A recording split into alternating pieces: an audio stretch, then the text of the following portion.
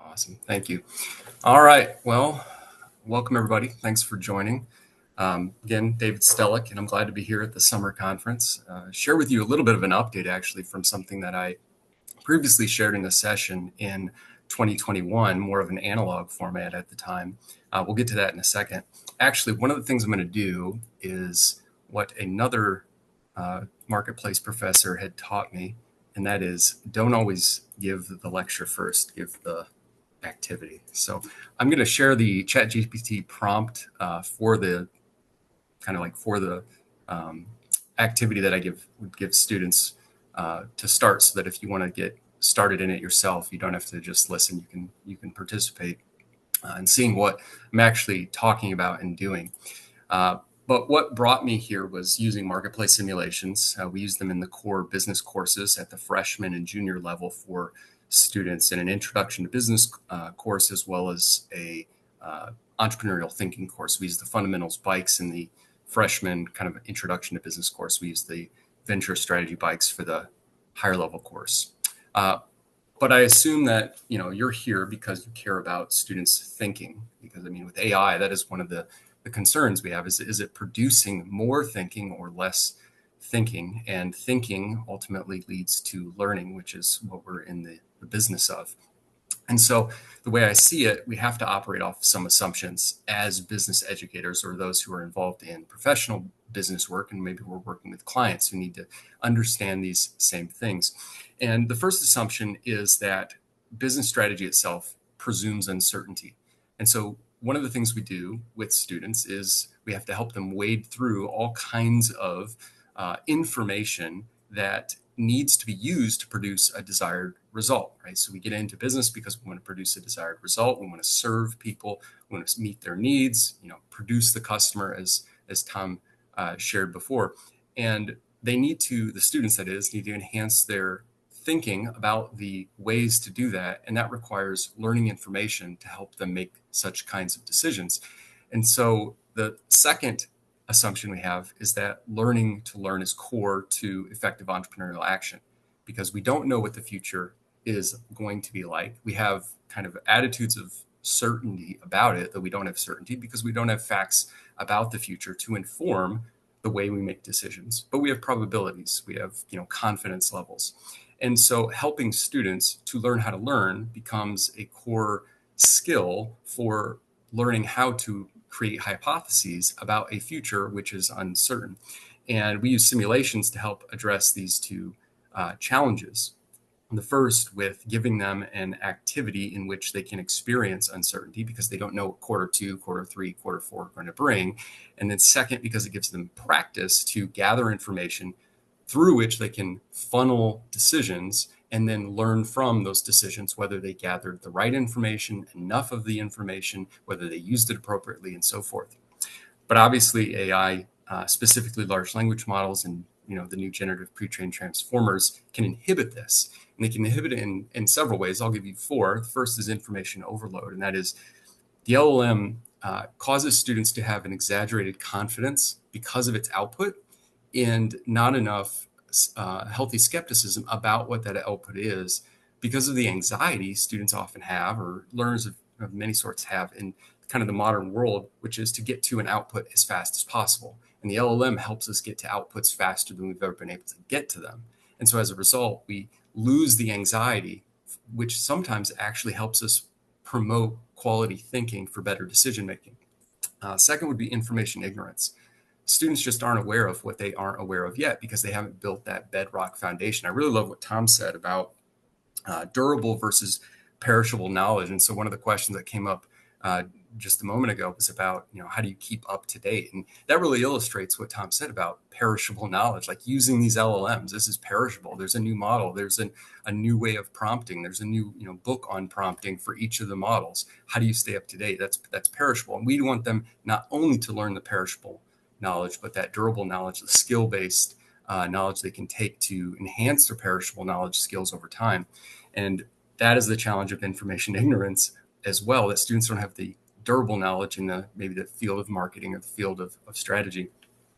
Then there's the sophistry confusion point, where when we hear people who are eloquent and when we read information that looks like it was well thought out, we often attribute more confidence to the accuracy of that information. Now, I'm not a big believer in kind of ubiquitous hallucinations, especially with quality prompting, which means I agree with Stella. We need to help students learn how to prompt better as a part of that, as one area where we can help students learn to use AI in a more sophisticated manner. But we are susceptible to believing perhaps bad arguments simply because they were well written.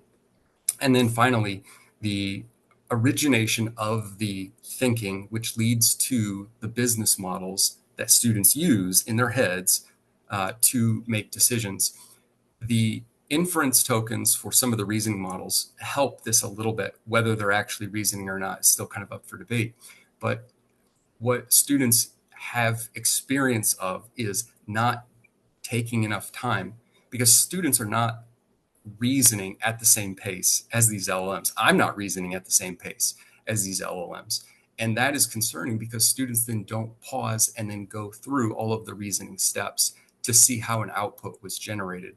And that is a dangerous experience for students, because not only are they maybe not learning the bedrock foundational knowledge, that durable knowledge, but they're also not experiencing the skillful development of their critical thinking for logic development. And that is for being able to make an argument or a business case for a decision. All right. So how do we resolve these challenges? Well, before the LLM kind of wave came, I was using an analog template. And the analog template related to several questions that I developed that I would use to help students think through what information they have and funnel it strategically for the right kinds of decisions that wouldn't only just produce a result in a quarter, but also lead to better results in their thinking for future quarters. And so I think today we can show you with that chat prompt, there's a curated LLM approach to actually slow down students' activity with AI so that it produces the same quality thinking. And I'll look at the previous presentation I gave briefly and show you kind of how this came into development. Okay, make sure I'm on the right slide. Okay, so here is the presentation from 2020-21. And essentially it was focused on, I want students to be curious learners. And the challenge is when they become curious learners, they don't necessarily become strategic thinkers, which is where they start to funnel down which information is important to make a decision. And I saw that students would bring tons of information to the briefings and to the presentations, but they wouldn't always have handles on it. They wouldn't know which is important enough to present on, to communicate out, and through which we need to make a decision for the next quarter. And so I developed this list of questions as a kind of a survey to get students prepped for those briefings. So what is the information about the current environment? What kind of competitive environment do I expect to experience now? What kinds of choices would I make to succeed in this environment now? What kind of modeling, what kind of decisions, what kind of levers can I push and pull on to approximate what I think would work? And then what will I look for as a result to see whether it worked or not? And if it did work, what do I do next? What do I think of that? If it didn't work, what do I do next? What do I think of that? So essentially it was making students establish hypotheses, which they could then test through quarter decisions to see if they had gathered the right information and used it appropriately for those decisions and can improve upon it the next quarter. And this was the analog prompt. It was a prompt. This was the analog document, which was just a Word document kind of in table format with these questions with a little bit of explanation and exampling around them. Now, obviously, you've seen the website. There's the QR. Oh, I'm on the wrong page. There's the QR code for the chatbot experience. I just converted that large table of questions into a prompt, and I can paste the full actual prompt if you don't see it in the ChatGPT link. It is a shareable. Share that with whoever you'd like. But I think there are three use cases here. The first is for you as an educator to assess in a formative way. I really don't think that these are summative assessment types of activities. One of the things that I believe about using AI with students is that if a student can do it with AI in one sitting, then it probably needs to be a formative type of assessment. if it needs to take multiple sittings. And I don't mean because you can't craft a prompt that does all of it at once, but because you're truncating the kinds of outputs you want from students. So when you truncate the kinds of outputs you want, it forces students to only do one step at a time, or at least it can. There's ways that you can manage that, but I think we can create this as a formative type of assessment. It will do two things for students. It'll help them prepare for communicating strategic information, that's point 3, and then it can help them focus the way that they make decisions and prepare themselves for explaining those decisions. So in terms of assessment, I think students can complete these as chat logs that then they submit to be ready to earn points for a briefing. If a student's missing from class, maybe it's like, how do we get that briefing in? Or maybe it's submitting the chat log for partial points. We have a lot of student athletes, and so as a result of that, they may be missing a lot of classes. And in missing a lot of classes, they don't always experience the same kind of intensity of dialogue and discussion back and forth with the professor during those briefings. And this could maybe be a way to encourage them to participate in a different way when they don't have the capability of meeting that briefing time. And then you could also set up your processing of a quarter rounds right before class, and then open up the chat bot experience to them, and they'll have the same kind of awareness and readiness of information about the current quarter, and then maybe constrain them within a period of time to finish their chat log. With the second area where you're developing the students in terms of focus, you really are focusing them on gathering the information, funneling it in to make decisions so that we produce the kinds of results we believe the company wants, going back to kind of that setup of strategy at the beginning of the simulation with the teams, if you're doing it as a team or as an individual. And students with the chatbot get coached in a way that doesn't deliver them knowledge, right? There's no knowledge from the marketplace practice inside of the chatbot. It's simply producing the kinds of questions to help students think rightly about a lot of that information.